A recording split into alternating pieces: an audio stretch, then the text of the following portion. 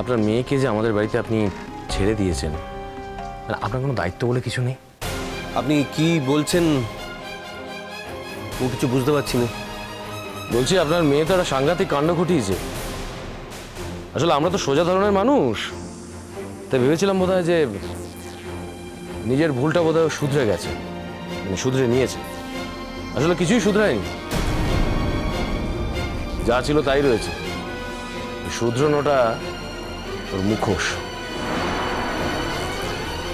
আপনার মেয়ে আমার ছেলের জীবনটা এর আগে নষ্ট করে দিয়েছে, আর এখন আমার মেয়ের জীবনটাকে তছনছ করে দিল, শেষ করে দিল আমার মেয়ের জীবনটাকে।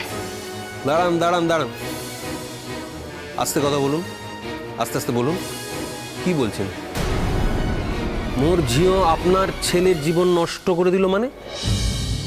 আর আপনার ঝিও সম্পর্কে কাগজে যা বেরিয়েছে তার পাই কাজল দায়ী নাকি? শুনুন শুনুন শুনুন, কাগজে এও বেরিয়েছে যে আমার মেয়ে না জেনে না বুঝে একটা ফাঁদে পড়ে গিয়েছিল, সেজন্য সে বেকসুর খালাসও পেয়ে গেছে। কিন্তু আমার মেয়ের স্বামীর ঘর নষ্ট করার মূলে কে জানেন তো? আপনার মেয়ে। সেটা জানেন কি?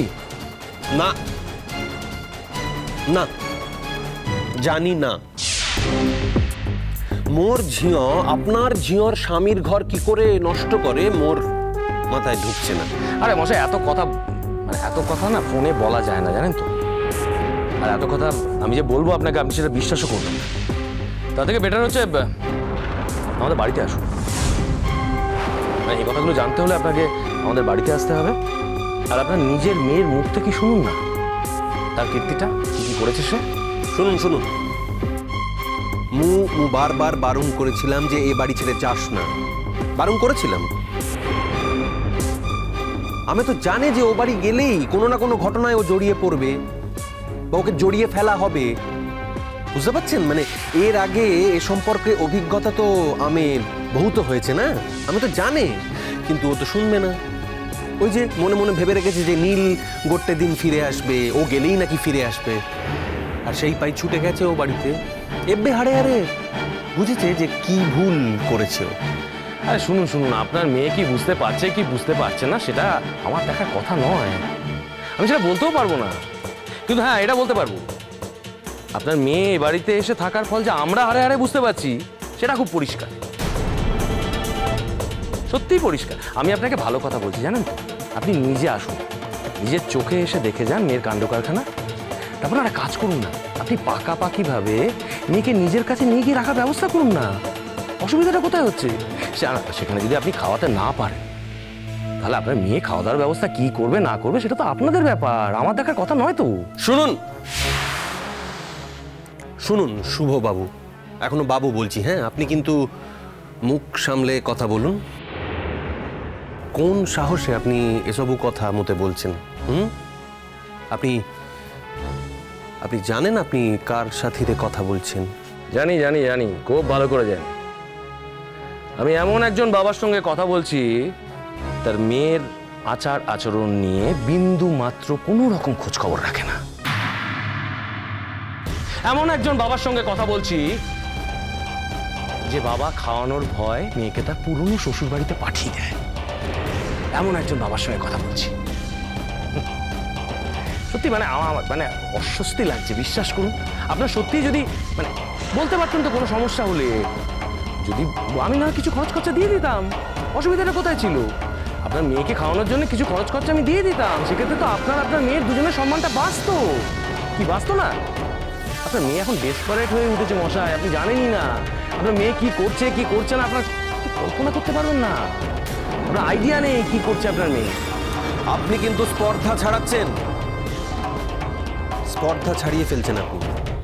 আপনি মতে অপমান করছেন, কিন্তু এ অপমান মেনে নেব না। আর শুধু মেনে নেব না তাই নয়, এই পুরো অপমান আপনার পুরো পরিবারকে ফিরিয়ে দেওয়ার ক্ষমতা রাখি। শুভ বাবু,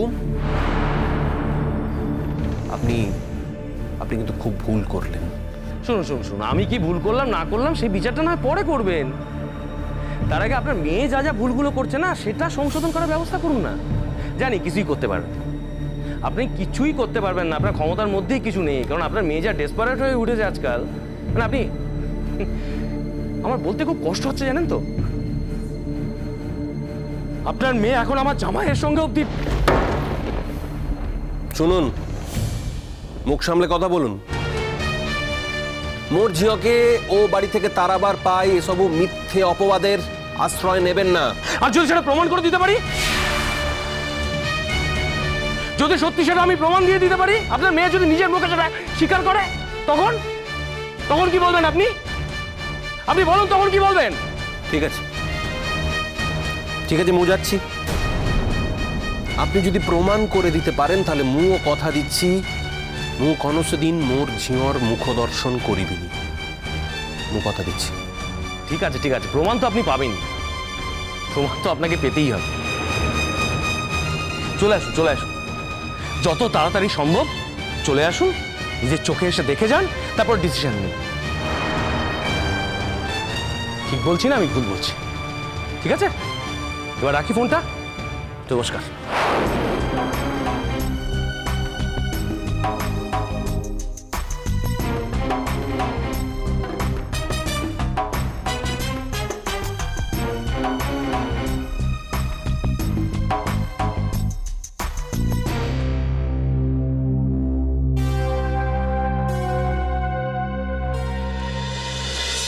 জেনের সংসারে কোনো জায়গা নেই, তার বাবা আমাকে ধমকাচ্ছে।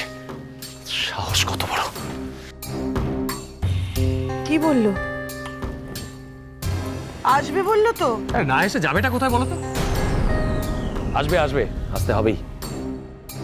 ওই মেয়ে তো পণ করেছে, পণ করেছে। ওই মেয়ে এই বাড়ি থেকে কোথাও যাবে না।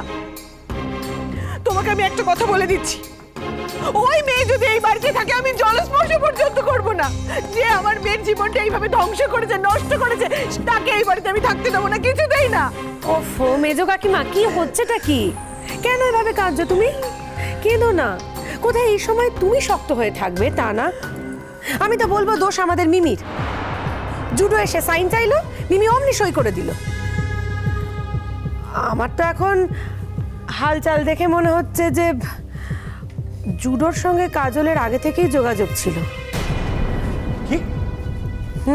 কি বলছো ভূমি? তা না হলে জুডো এসে এত তড়ি করে ডিভোর্স চাইলো। দেখো মেচকা, আমাকে কিন্তু তোমরা খারাপ ভেবো না প্লিজ। তবে একটা কথা আমি একদম স্যাঙ্গুইন হয়ে বলছি যে এই পুরোটা একটা গটআপ গেম। কি বলছো ভূমি? গটআপ মানে? কিসের গটআপ? তাছাড়া আবার কি বলো তো মেচকা, তাছাড়া আবার কি? আমার মনে হচ্ছে জুডোর সঙ্গে কাজল জোট বেঁধে ওরা দুজনে মিলে না হোক, অ্যাটলিস্ট কাজল তো এই পুরো ব্যাপারটার পিছনে ছিল 100%। ভূমি, ভূমি তুমি কি বলছো? আমার তো তাই মনে হচ্ছে মেজো কাকিমা। না হলে আমাদের মিমি, যে কিনা কোনো দিন কোনো ভুল কিছু করেনি। হ্যাঁ দেখো, কোনো এককালে ছোটবেলায় একটা ছেলের সঙ্গে ঘনিষ্ঠতা ছিল, তো অল্প বয়সে এরকম তো ভুলচুক সকলের হতেই পারে, এটা কোনো ধর্তব্যের মধ্যেই পড়ছে না। একটা ছেলে, সেই ছেলেটা এতদিন আগে মিমির সঙ্গে যোগাযোগ ছিল, হঠাৎ করে এতদিন পর ধূমকেতুর মতো উড়ে এসে জুড়ে বসলো কোথা থেকে বলো তোমরা? আমার তো মনে হচ্ছে মেচকা, আমার মনে হচ্ছে কাজলই বুদ্ধি করে ওই ছেলেটাকে মিমির পিছনে লাগিয়েছে, মিমির সঙ্গে ফাঁসিয়েছে।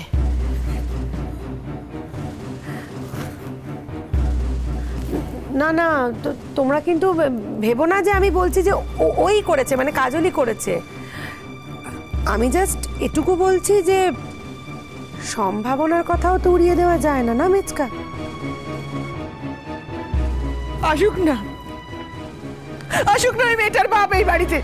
ওকে আমি পাকাপাকি এই বাড়ি থেকে তাড়িয়ে ছাড়বো। আমার মেয়ের জীবনটা নষ্ট করে দিয়েছে ওই মেয়েটা। আমি সারা জীবনের মতো এই বাড়ি থেকে তাড়িয়ে ছাড়বো আমি। আসুক না। Sunday baje